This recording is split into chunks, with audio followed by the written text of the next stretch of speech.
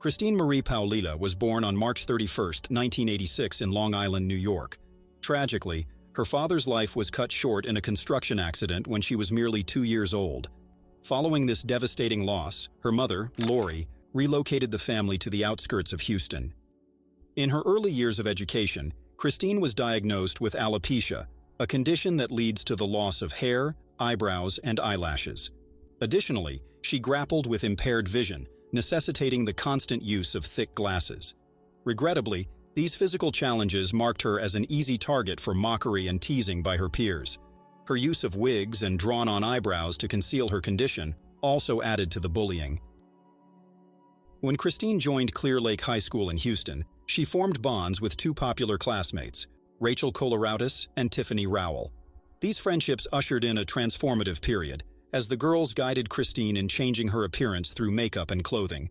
The shift in her appearance was so remarkable that her classmates chose her as Miss Irresistible in 2003. Around the same time, Christine entered into a relationship with Christopher Lee Snider, a 21-year-old with a well-known criminal background. Despite disapproval from her mother, stepfather, and friends, she remained entangled with Snider, whose drug use and criminal record raised legitimate concerns. Unfortunately, her involvement with Snider led her down a path of drug abuse.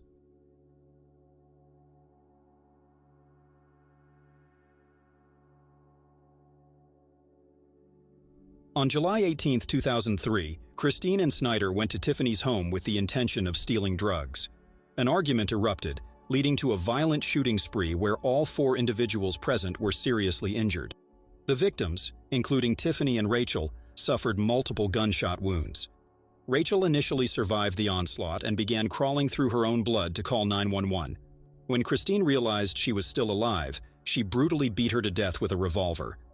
Shortly after the murders, Snider took Christine to work at Walgreens, acting as if nothing had occurred. Because of insufficient evidence at the crime scene, police initially believed the murders were connected to drugs. The truth behind the cold-blooded massacre didn't emerge until 2006, leaving the case unsolved for 3 years.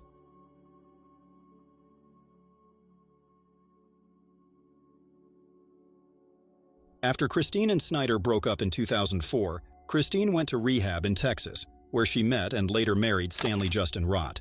On the second anniversary of the murders, Christine saw a news report about the unsolved case. Upon seeing the composite sketches of the suspects, she confessed to Rott, admitting responsibility for the crimes. Subsequently, the couple went into hiding in a San Antonio motel. A year later, an anonymous tip to the police revealed that Christine had confessed to murdering the four victims to someone she met in rehab. During questioning by detectives, she placed full responsibility on her ex-boyfriend Snider. She asserted that he initiated the plan to rob her friends, which ultimately went awry. Both Christine and the still-at-large Snider faced charges of capital murder. However, upon discovering the arrest warrant, Snider tragically ended his own life in August 2006. In October 2008, Christine was convicted of 4 counts of capital murder. Because she was a juvenile when the incident occurred, she escaped the death penalty and was sentenced to life in prison. The lingering question remains: what motivated her? Christine never expressed remorse for the murders and has never disclosed a motive. Psychiatrists suggest that envy and jealousy towards her more popular friends drove her actions.